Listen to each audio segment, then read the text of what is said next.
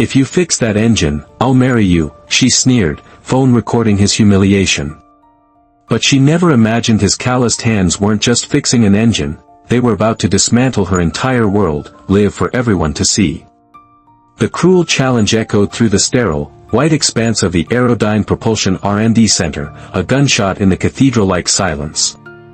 Dr. Evelyn Reed, her title as sharp and unforgiving as her gaze, held her phone like a weapon, its lens aimed directly at Leo Jackson. Her lips curled into a venomous smile that never reached her ice-blue eyes. "I'm live-streaming this, Leo," she announced, her voice dripping with condescension. "When you fail, and you will fail, I want it to be an educational moment for everyone at Aerodyne. A lesson in limitations." Leo Jackson stood before her, a man whose story was etched not on a diploma but in the fine lines around his eyes and the grease permanently embedded under his fingernails. His calloused hands told tales of engines coaxed back from the dead, long after certified technicians had pronounced them scrap. His small, independent garage on the other side of Austin didn't have chrome-and-glass walls or fancy certifications. It had something far rarer, pure, unadulterated mechanical genius. On the gleaming metal workbench between them sat the Quantum Core, a revolutionary prototype engine that promised to redefine electric vehicle technology. Its polished titanium and glowing blue coolant pipes made it look less like a machine and more like a piece of dormant alien art. For 3 weeks, it had resisted the efforts of 5 of Aerodyne's top engineers. After a catastrophic failure that vaporized $250,000 of company investment, they had declared the project dead. "You have until Friday," Evelyn declared to the crowd of engineers and interns that had gathered, their faces a mixture of pity and morbid curiosity. "5 days to achieve what my expert team couldn't in 3 weeks. And when you don't, everyone will understand why some people should just stay in their lane." The whole spectacle had started in a tense board meeting. Someone had casually remarked, "Heck, I bet Leo from the garage down the street could figure this out faster than we are." Evelyn had exploded. "Then bring me this miracle worker," she had spat. "If some garage monkey can fix what 5 MIT-trained specialists couldn't, I'll not only give him a $200,000 contract, I'll marry him on this very spot." It was a trap, and everyone knew it. Leo had no access to the proprietary schematics, the terabytes of diagnostic data, or the computerized equipment that cost more than his house. "Just look at him," whispered Kyle, Evelyn's sycophantic assistant. "He's probably trying to remember which end of a screwdriver to hold." Leo gave no sign he'd heard. His dark eyes were locked on the Quantum Core with an intensity that was unnerving. It was the silent, profound concentration of a master craftsman reading a language only he could understand. He saw the subtle warp in a housing unit, the faint discoloration near a plasma conduit, secrets invisible to the academics. He wasn't looking at a broken machine, he was listening to its story. "Pathetic," Evelyn whispered, loud enough for the phone's mic to catch it. But as she zoomed in on Leo's face, expecting to capture fear or confusion, she saw something else entirely. It was a dangerous calm, a serenity that didn't belong in this scene of calculated humiliation. It was the quiet confidence of a man who already knew the ending to her little show. The video, titled "Engineer's Hilarious Bet with Local Mechanic," went viral within Aerodyne's internal servers before the end of the day. By morning, it had leaked. It exploded across automotive forums and Reddit threads, the comments section a cesspool of casual cruelty and thinly veiled racism. "Someone should tell him that a marriage doesn't come with dental," one anonymous user wrote. "LOL, watch him try to fix it with a hammer," wrote another. Leo learned of his newfound infamy when his 16-year-old daughter, Maya, came home from school, her eyes red-rimmed and puffy. She wordlessly handed him her phone. On the screen was a TikTok duet, on one side, Evelyn's smug face, on the other, a popular creator reacting with exaggerated laughter. Below, comments from Maya's classmates scrolled past. "Is that your dad? OMG cringe. He actually thinks he can do it." Sitting in the modest living room of the home he'd raised his daughter in alone since his wife's passing, Leo felt a familiar, cold fury coil in his gut. It was the same helpless anger he'd felt in a sterile hospital room years ago, when doctors told him there was nothing more they could do for his Linda. "Don't you listen to them, Starlight," Leo murmured, pulling Maya into a tight hug. "Some people can only feel tall by standing on someone else's back." But as he held his daughter, something inside him shifted. The hurt didn't vanish, it crystallized. It sharpened into a diamond-hard resolve. Every laughing emoji, every cruel jibe, every person who had used his humiliation for a moment's entertainment, it was all being meticulously filed away. Back at Aerodyne, Evelyn was basking in the glow of her impending triumph. She played the video on the main screen during the morning briefing, pausing it on a close-up of Leo's determined face. "It's almost touching, isn't it?" she sneered. The sheer, unearned confidence. This, people, is a case study in the Dunning-Kruger effect. The company's CEO, Thomas Crawford, a man who'd built his empire from the ground up, shifted uncomfortably. "Evelyn, perhaps this has gone far enough. The man's being ridiculed." "It's a necessary lesson in maintaining standards," she retorted, her smile like a razor blade. What none of them knew was that Leo was no longer just trying to fix an engine. In his garage, surrounded by stacks of patent printouts downloaded from the public domain and old-school engineering textbooks borrowed from the library, he had discovered something that would turn their laughter to ash in their mouths. The quantum core wasn't just broken. It had been murdered. It was subtle, a masterpiece of deception. 3 microscopic relay sensors, deep within the engine's core, had been deliberately fried. To a diagnostic computer, it would look like a cascading system failure. But to a man who understood the soul of a machine, the pattern was too perfect, too precise. It wasn't an accident. It was an assassination. Someone inside Aerodyne had sabotaged their own flagship project. Well, Leo muttered to the quiet companionship of his tools, carefully photographing the microscopic evidence with his phone. The plot just got a whole lot more interesting. By Wednesday, Evelyn, drunk on her own arrogance, decided to escalate. She created a public Facebook event page, The Wedding of the Century, Engineer versus Mechanic. She invited the entire company and posted a picture of a cheap, plastic wedding dress. "Just a quick ceremony," she captioned it. "A 5-second I told you so, and then we can all go for drinks." The post garnered hundreds of laughing reactions. Her campaign reached its peak when she called into Austin Airwaves, a popular local morning podcast. "It's really a story about the importance of formal education," she explained to the hosts, her voice smooth and authoritative. "Some people, bless their hearts, just need to learn to accept their natural limitations. You can't just tinker your way to genius." She was so wrapped up in her own narrative that she never considered who might be listening. One of those listeners was Dr. Anya Sharma. A professor of mechanical engineering at the University of Texas, Dr. Sharma was also a former FBI technical consultant who specialized in corporate and industrial sabotage. The way Evelyn described the unfixable engine failure sent a jolt of professional recognition through her. It sounded less like an accident and more like a signature. That same afternoon, a sleek sedan pulled up to Leo's garage. A woman in her 50s, with a confident posture that spoke of battles won in hostile boardrooms, stepped out. "Mr. Jackson. My name is Anya Sharma. I heard you on the radio, so to speak. I have a feeling you're impossible engine and I might have a lot to talk about." Leo, who had just gotten off the phone with another unexpected ally, watched her with careful eyes. He had called Pops, a 70-year-old veteran mechanic who had retired from Aerodyne after 40 years. Leo had sent him the photos of the fried sensors. "Son, that's not just sabotage," Pops had rasped over the phone. "That's a signature. I've seen it before. Years ago. It's someone's way of killing projects they don't like, or projects led by people they don't want to see succeed." Leo looked from the phone in his hand to the brilliant woman standing at his door. "University professor?" he asked Dr. Sharma. "Among other things," she replied with a knowing smile. But today, I'm just someone who recognizes a crime scene when she hears one described on the radio.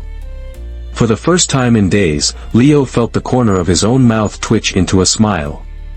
He slowly swung open the door to his workshop, revealing the dismantled quantum core on the bench. The solitary fight was over.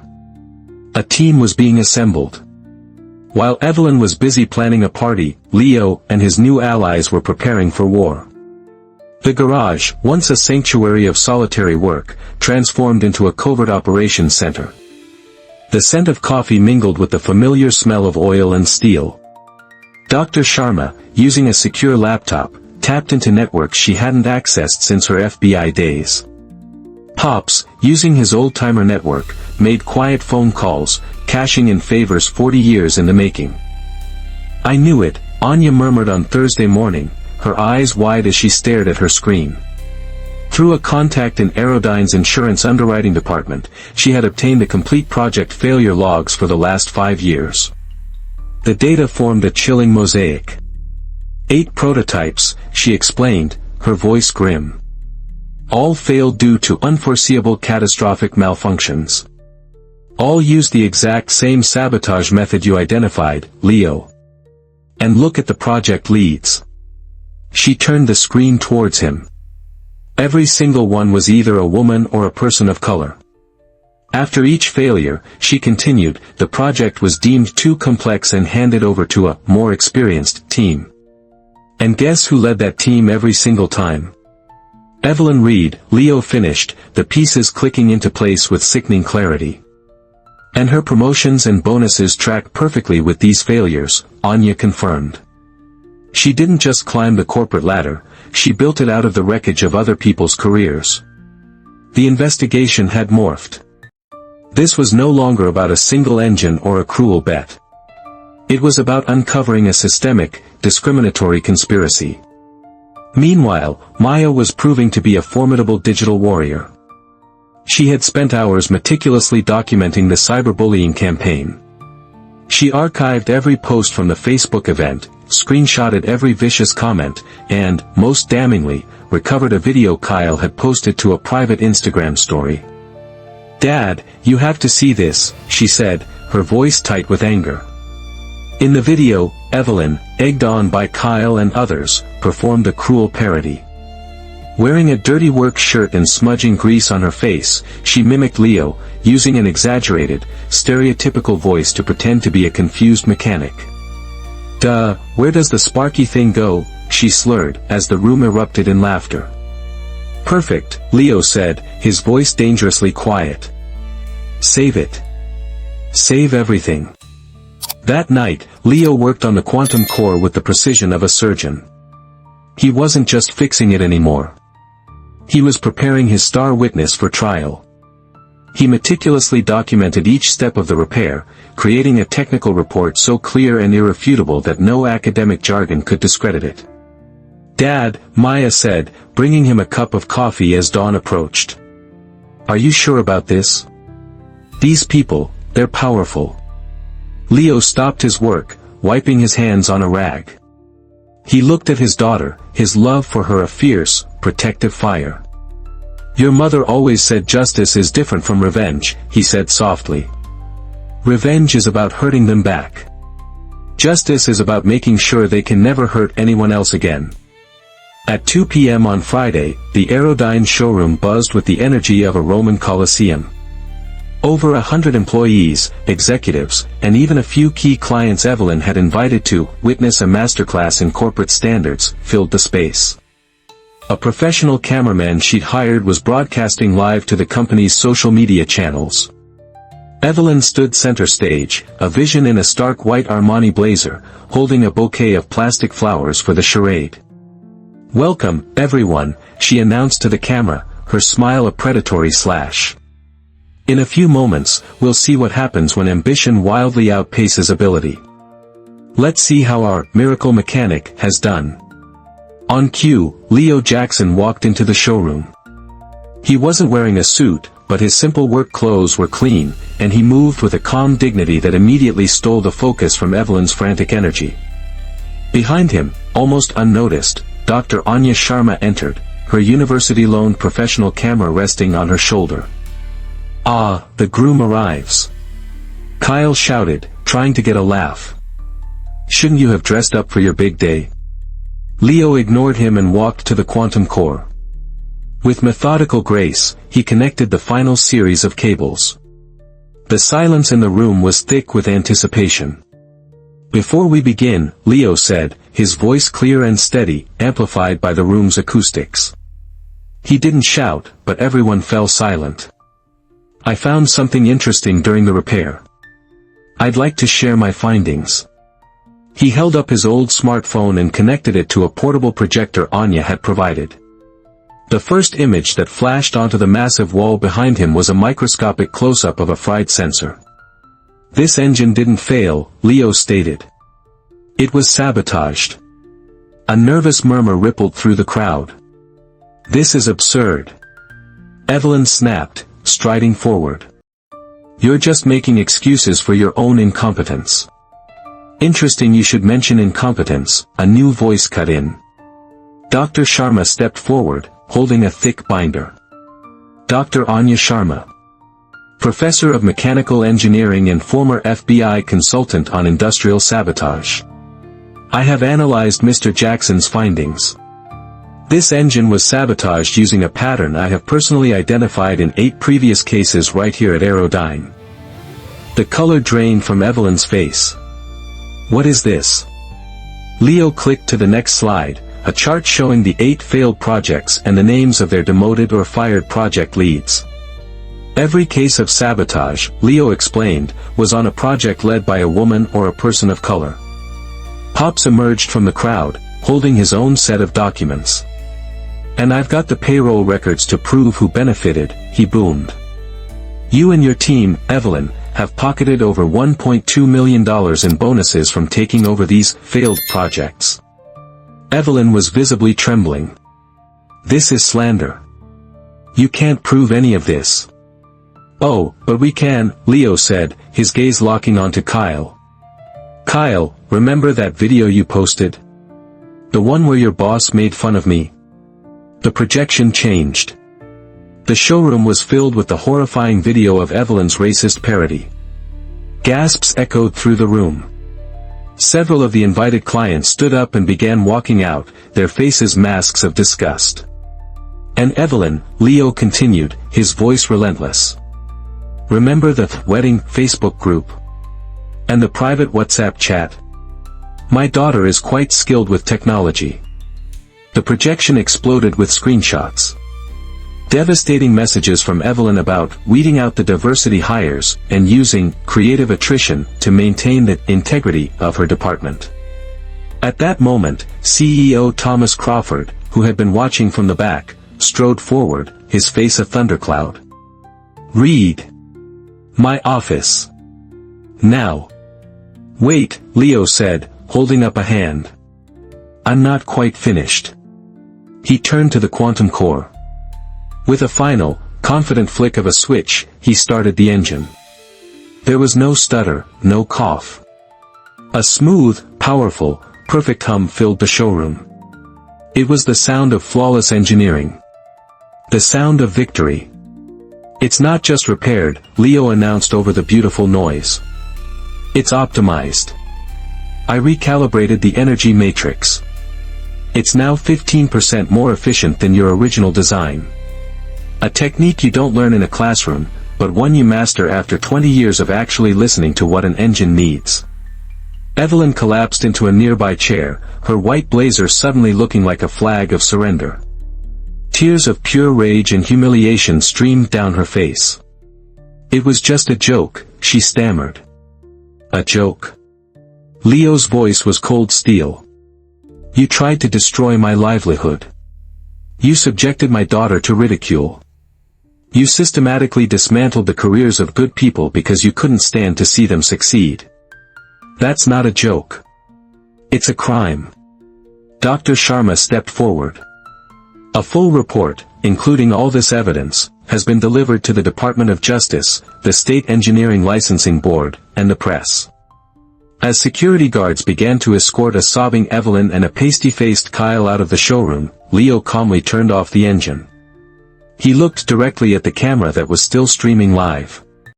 "By the way," he said, a faint, weary smile touching his lips. "About that marriage proposal. Thank you, but I'll have to decline. I have a strict policy against marrying criminals." 6 months after what Aerodyne employees had dubbed the Day of Reckoning, Leo Jackson looked out the window of his new corner office. The view of the Austin skyline was spectacular. The plaque on his door read, "Leo Jackson, Director, Department of Innovation and Inclusion." Thomas Crawford had acted swiftly. Evelyn Reed was fired for cause, her engineering license was under review, and she faced a slew of federal charges for sabotage and discrimination. Kyle, having tried to sell company secrets to a competitor in a desperate bid to pay his legal fees, was facing his own set of charges for industrial espionage. The irony was not lost on Leo. They had been so afraid of him taking their place, they never imagined he would build something entirely new. The company had not only given Leo an executive position but had fully funded his new department. His first initiative, a mentorship program pairing veteran hands-on mechanics with freshly graduated engineers, was already showing revolutionary results. Dr. Anya Sharma was now a permanent consultant for the company, tasked with dismantling the systemic biases Evelyn had so carefully constructed. "Dad, you see this?" Maya walked in, holding up her tablet. At 17, she was now a confident young woman, a recognized digital activist who had received a full scholarship to study engineering at UT, funded by Aerodyne. Evelyn tried to post on LinkedIn about learning from setbacks. The comments are, "Well, the internet remembers." Leo smiled. Evelyn's attempt to rebrand herself had been a spectacular failure. No reputable firm would touch her. Just then, his phone rang. It was the host from Austin Airwaves. "Mr. Jackson, we'd be honored if you'd come on the show.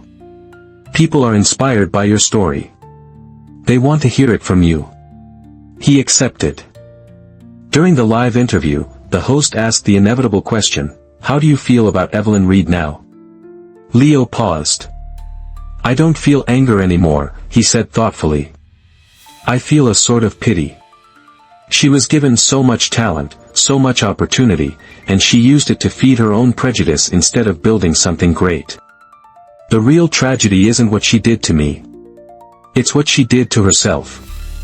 That night, as he watched Maya excitedly sketching out a design for a new type of kinetic energy recovery system at their kitchen table, he felt a profound sense of peace. 6 months ago, a woman had tried to humiliate him into knowing his place. Today, he was redefining what that place could be for thousands of people. He had lost a few days of work but gained a legacy. Evelyn had lost everything. He had proven that the best revenge isn't destruction. It's building something so magnificent, so just, and so excellent that it makes the smallness of your enemies completely and utterly irrelevant. Leo's story proves that true genius can't be silenced by prejudice. What do you think is the most powerful way to fight back against injustice? Share your thoughts in the comments below, and as always, let's comment with respect and learn from each other. Subscribe for more stories where dignity and skill claim the ultimate victory.